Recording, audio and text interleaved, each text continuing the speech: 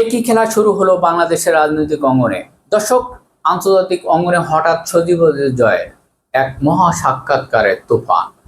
বিশ্বের 1 নম্বর সংবাদ সংস্থা অ্যাসোসিয়েটেড প্রেস বা এপিতে দেওয়া জয়ের এই এক্সক্লুসিভ সাক্ষাৎকার যেন কাঁপিয়ে দিচ্ছে ঢাকা থেকে ওয়াশিংটন। দর্শক, যে জয়কে নিয়ে এতদিন টল করা হতো, যাকে রাজনীতিতে অনভিজ্ঞ ভাবা হতো, তার একটি চালেই কি এবার কপাল পুড়ছে বিএনপি। ওয়াশিংটনের পোস্ট দ্য গার্ডিয়ানের মতন বিশ্বসেরা গণমাধ্যম যখন জয়ের এই বক্তব্যকে লিড নিউজ করে, তখন বুঝতে হবে পদ্মার আড়ালে কোনো মহাশক্তির বড় খেলা খেলছে। ট্রাম্প কি তবে নতুন কোনো সমীকরণের দিকে হাঁটছে? আজ আমরা উন্মোচন করব সেই ভূ রাজনীতির গভীরে।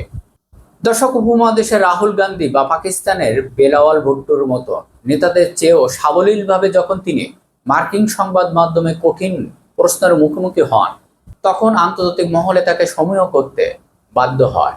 আর ঠিক এই কারণেই কোনো লবিং বা বিজ্ঞাপনের জোর মার্কিন নীতি নির্ধারকের কাছে জয়ের এই সাক্ষাৎকার এক বিশেষ বার্তা পৌঁছে দিয়েছে। কিন্তু কি এমন বলেছেন সজীবদের জয়, যা নিয়ে এত তোলপাড়? জয় খুব স্পষ্ট ভাষায় মার্কিন গণমাধ্যমকে জানিয়েছেন, আওয়ামী লীগকে ছাড়া বাংলাদেশে কোনো এক্সক্লুসিভ অংশগ্রহণমূলক নির্বাচন সম্ভব নয়। তবে সবচেয়ে বড় বোমাটি ফাটিয়েছেন নিজের মায়ের অর্থাৎ শেখ হাসিনা সরকারের ভুল ত্রুটি নিয়ে।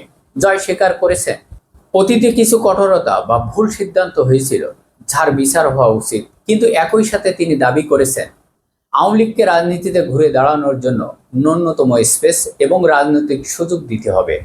হুট করে নির্বাচন ঘোষণা করে আওয়ামী লীগকে মাইনাস করা চেষ্টা আন্তর্জাতিক মহলে মেনে নেবে না। আর এই জয়ের এই বিশেষ সাক্ষাৎকার এবং মার্কিন যুক্তরাষ্ট্রের ডিপ স্টেট বিশ্বের নীতি নির্ধারককে নতুন করে ভাবতে বাধ্য করেছেন। সবচেয়ে বড় চমকের বিষয় হলো এই সাক্ষাৎকারের টাইমিং। যখন গুঞ্জন উঠছে আগামী ডিসেম্বর বা নভেম্বরের মাঝামাঝি সময় আওয়ামী লীগের শীর্ষ নেত্রী শেখ হাসিনা দেশে ফিরছেন এবং পুরো দেশ জুড়ে একটি বিশাল রাজনৈতিক ডালপালা তৈরির পরিস্থিতি চলছিল, ঠিক সেই মুহূর্তে জয়ের এই আন্তর্জাতিক লবিং এবং সাক্ষাৎকার কেন সামনে এলো?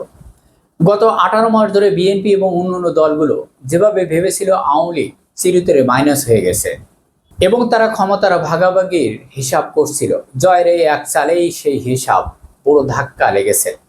আন্তর্জাতিক মহল এখন আগের মতো চোখ বন্ধ করে কোনো একটি পক্ষকে সমর্থন করছে না। বিশ্ব রাজনীতি এখন অনেক বেশি পরিপক্ক এবং তারা দেখছে মাঠ পর্যায়ে রাজনৈতিক শক্তি কার কতটা রয়েছে। আর এই ঘটনা কি সরকারের ভিতরে এক ধরনের অস্থিরতা তৈরি করছে? বিশ্লেষকরা বলছে, বর্তমান সরকারের মাস্টার মাইন্ডরা এখন নতুন করে হিসাব মেলাচ্ছে। কারণ আন্তর্জাতিক অঙ্গনে যদি আওয়ামী লীগের পক্ষে এমন কোনো নীতি নির্ধারণ পরিবর্তন আসে, তবে তা বর্তমান প্রশাসনের জন্য চ্যালেঞ্জ হয়ে দাঁড়াবে। মার্কিন যুক্তরাষ্ট্র এবং পশ্চিমা বিশ্ব এখন নিজেদের দেশের অর্থনীতি এবং ভূ রাজনীতি নিয়ে ব্যস্ত।